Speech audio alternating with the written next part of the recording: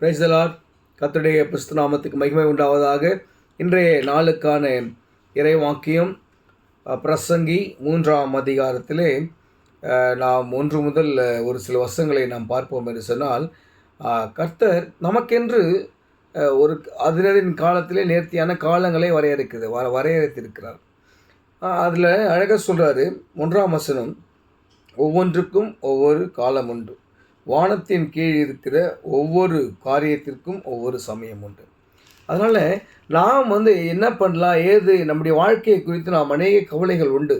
நம்முடைய சுற்றி இருக்கிற உலக பிரகாரமான ஆசைகளை கூட நாம் என்ன பண்ணலாம், சீக்கிரமாக நம்ம ஒரு கார் வாங்கணும், ஒரு வீடு கட்டணும், ஒரு செட்டில் ஆகணும், இந்த வயசுலேருந்து இந்த வயசுக்குள்ளே படிச்சிடணும், இந்த வயசுலேருந்து வயசுக்குள்ளே வேலைக்கு போய் செட்டில் ஆகிடணும், அதுக்கடுத்து திருமண காரியங்கள் ஒழுங்குபடுத்தணும், பிள்ளையுடைய காரியங்களை ஒழுங்குபடுத்தணும், ஃப்யூச்சர் பிளான், அதாவது வயதானத்துக்கு பிறகு நம்ம எப்படி பிளான் பண்ணணும், இது எல்லாமே நாம் யோசித்து வைக்கிறோம். மனித ரீதியாக நாம் எல்லாவற்றுக்கும் இம்பார்ட்டண்டான ஒரு விஷயத்தை கொடுக்குறோம். ஆனால் வேதாகமம் சொல்கிறது, எனக்கு அருமையானவர்களே, ஒவ்வொன்றுக்கும் ஒவ்வொரு காலம் உண்டு. நீங்கள் பிறக்க ஒரு காலம் உண்டு, இறக்க ஒரு காலம் உண்டு, சேர்க்க ஒரு காலம் உண்டு, அறுக்க ஒரு காலம் உண்டு.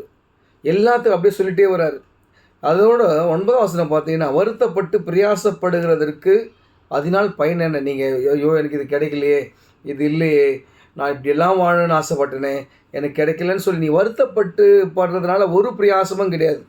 என்ன பண்ண அப்படி சொன்னால், நீ உன்னுடைய சுயத்தை எல்லாம் அப்புறமப்படுத்திட்டு நீ ஆண்டவரை நோக்கி பார்க்கணும், கர்த்தரை நோக்கி பார்க்கணும். இந்த காலத்துக்கு ஏற்றாற் போல் ஆண்டவர் உங்களை வழி நடத்துவார். அப்படி வழி நடத்தும் போது சகலமும் அதினதின் காலத்திலே, அதினதின் நேரத்திலே உங்களுக்கு நேர்த்தியாக கர்த்தர் கொடுப்பார். இதில் எந்த ஒரு மாற்று கருத்தும் கிடையாது. நாம் என்ன பண்ணுறோம், பெரிய மிஸ்டேக் என்ன பண்ணுறோன்னா, ஃபஸ்ட்டு நம்ம கடவுளுடைய சமூகத்தில் போகிறதே கிடையாது. எடுத்தோடனே நம்ம எவ்வளோ இருக்குது, காசு எவ்வளோ இருக்குது, ஒரு வீடு கட்ட போகிறோம், இதில் என்ன பண்ணலாம், நல்ல இப்படி பண்ணலாம், இல்லை இந்த மாதிரி போகலாம், இல்லை யார்கிட்ட போய் இன்வெஸ்ட் பண்ணலாம், நகையில் இன்வெஸ்ட் பண்ணலாமா, நிலத்தில் இன்வெஸ்ட் பண்ணலாமா, இல்லை ஏதாவது ஃபண்டில் இன்வெஸ்ட் பண்ணலாம், இப்படி தான் நம்ம யோசிக்கிறோம். ஆனால் நாம் கடவுள்கிட்ட போய் நிற்கணும். ஆண்டவரே, எனக்கு இது மாதிரி இருக்குது, என்கிட்ட இது இருக்குது, நான் என்ன பண்ணட்டும்?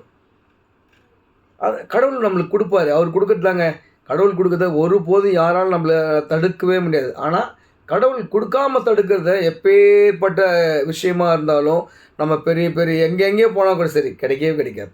ஏன்னா கடவுள் கொடுக்குறது தான் உண்மை. விசுவாசிங்க, நீங்கள் கர்த்தரிடத்துக்கு போங்க. அதினதின் காலத்திலே நேர்த்தியாக உங்களுக்கு எல்லா வித நன்மைகளையும் ஆண்டவர் அருள செய்வார். ஆமென்.